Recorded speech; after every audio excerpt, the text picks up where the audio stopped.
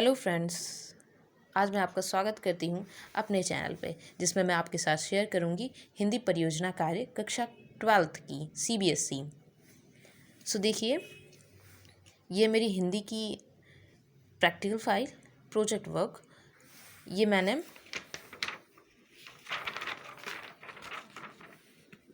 मैंने खुद बनाया है स्केच की हेल्प से। और ये डिज़ाइन जिसमें मैंने ये पिंक कलर के फ्लावर्स बना रखे हैं और ये लीव्स मैंने ग्रीन कलर की कर रखी है। ये बहुत इजी है और बहुत कम टाइम में ये बन जाता है। और नेक्स्ट पेज है, ये मेरे स्कूल का है। अगर आप भी चाहें तो आप इस तरीके से बनाएं, नहीं तो आप प्रिंट करवा सकते हैं। और ये आभार ज्ञापन जिसे हम एक्नॉलेजमेंट कहते हैं, ये बहुत इम्पॉर्टेंट पार्ट है। इसे आप इस तरीके से ईज़िली बना सकते हैं, जैसा कि ये स्कूल में ही सबमिट होती है आपके सब्जेक्ट टीचर से। तो आपको इसमें कुछ ज़्यादा डेकोरेट करने की ज़रूरत नहीं है, आप सिंपली और क्विकली से बना सकते हैं। एंड नेक्स्ट इज़ सूची, जिसे हम इंडेक्स या कंटेंट बोलते हैं। ये मेरे सब्जेक्ट्स की लिस्ट है। And next page is on Makhan Chaturvedi, Makhan Lal Chaturvedi. मैंने इसमें थोड़ा बड़ी पिक्चर का यूज़ किया है, आप चाहें तो छोटी पिक्चर भी यूज़ कर सकते हैं।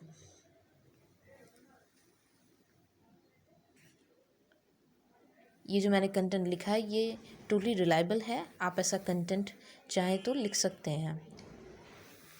एंड नेक्स्ट मुझे इनके बारे में डिटेल में लिखना था। इनका जन्म और प्रारंभिक जीवन ये मैंने लिख रखा है।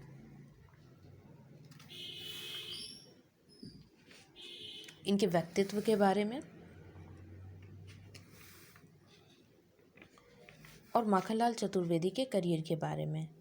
एंड देन उनकी शैली कैसी थी, वो किस तरीके से लिखते थे, उसके बारे में मैंने ये थोड़ा सा डिस्क्रिप्शन दे रखा है। एंड नेक्स्ट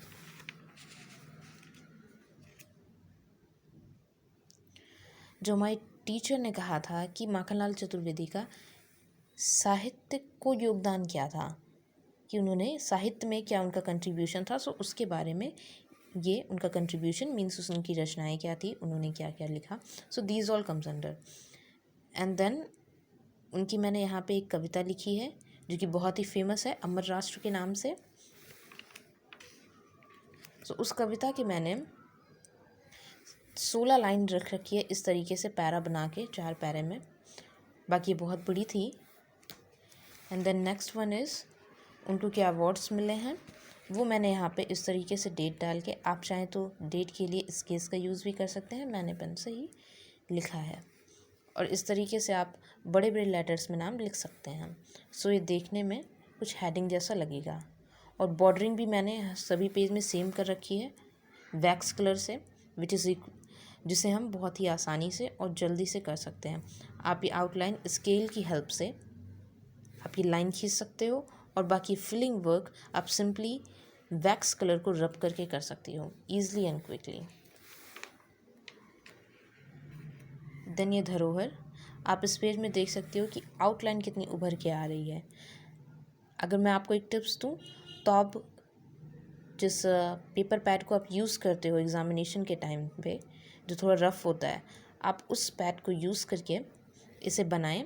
देन ये जो है ये बहुत ही क्लियरली निकलेगा और देखने में काफ़ी डिज़ाइन जैसा यूँ गोल गोल करके निकलेगा। ये देखने में काफ़ी अच्छा लगेगा। मैंने एट लास्ट में इनकी डेथ के बारे में कुछ इस तरीके की डिज़ाइन बना के यूँ इसके से ईज़िली मैंने ये लिखा हुआ है। एंड देन जो हमारा नेक्स्ट वर्क था वो था कविता का आधुनिक युग। मैंने इस पेज पे भी सिंपल सी लाइनिंग यूज़ कर रखी है। एंड देन सिंगल आउटलाइन यहाँ पे, एंड ब्लू कलर से मैंने ये कविता का आधुनिक युग क्यों बड़ा करके लिखा हुआ है। Mainly I have firstly mention date, कि हम किस युग को कविता का आधुनिक युग बोलते हैं, मैंने वो कर रखा है। और इस तरीके से मैंने उनके बारे में डिफ़ाइन कर रखा है। देन नेक्स्ट मैंने आधुनिक युग की कविता में सबसे पहले मैंने महादेवी वर्मा जी को रखा है और उन्हीं के बारे में लिखा है। ये रही उनकी फ़ोटो। एंड देन ये उनके जीवन परिचय के बारे में। ये उनका जीवन परिचय है कि उन्होंने किस तरीके से, उनका जन्म कहाँ हुआ था and all that. And next मैंने उनकी रचनाओं के बारे में इस तरीके से पॉइंट्स बना के लिख रखा है और उन्हें क्या क्या अवार्ड मिले, जैसे कि ज्ञानपीठ, पद्म विभूषण, साहित्य अकादमी, ऐसे मैंने ये पॉइंट्स बना के लिख रखा है। और नेक्स्ट जो आता है वो आता है सूर्यकांत त्रिपाठी। सो इसमें भी मैंने सेम चीज़ कर रखी है, उनका जीवन परिचय इस तरीके से रखा है एंड देन उनकी फ़ोटो मैंने ये लगा रखी है।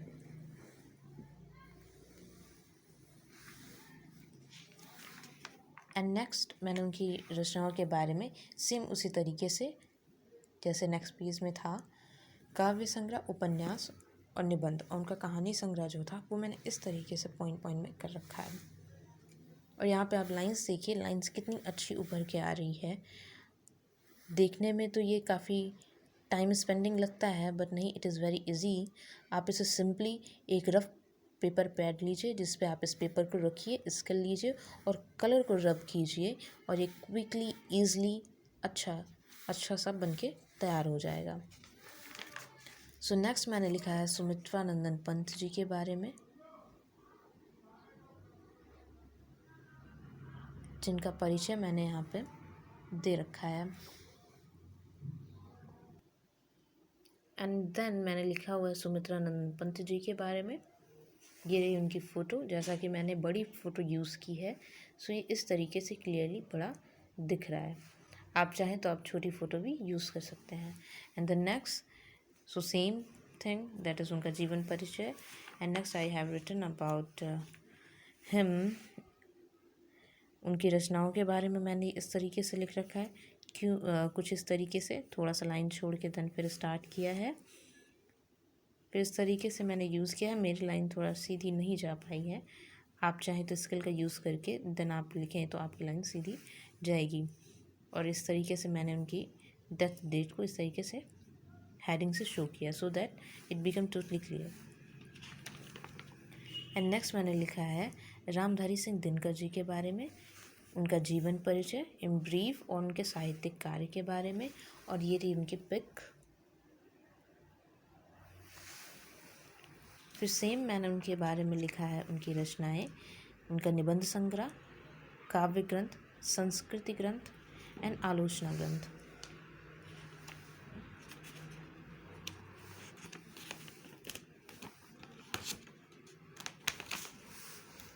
एंड नाउ मैंने लिख रखा है हरिवंश राय बच्चन जी के बारे में, उनके इस तरीके से जीवन परिचय है और उनकी ये फ़ोटो है। और रचनाओं में मैंने उनकी कविताएं, अतिरिक्त रचनाएं में उनकी बाकी सभी जैसे कहानी, गद्य, उपन्यास और सारी चीज़ें जो उन्होंने लिखी है वो सारी चीज़ें मैंने अतिरिक्त रचनाओं में डाल के ये सारी चीज़ें मैंने कवर अप कर ली है। And at last very important, that is bibliography. So bibliography में मैंने कुछ इस तरीके से वेबसाइट हेडिंग डाल के देन जो भी वेबसाइट से मैंने यूज़ किया है मैंने वो लिख दिया है। आपने अगर और भी जगह से और भी सोर्सेज से ये कंटेंट लिया है तो आप वो भी यहाँ पे मेंशन कर सकते हो पॉइंट और heading wise. Thank you for watching, like this video and also comment. Thank you.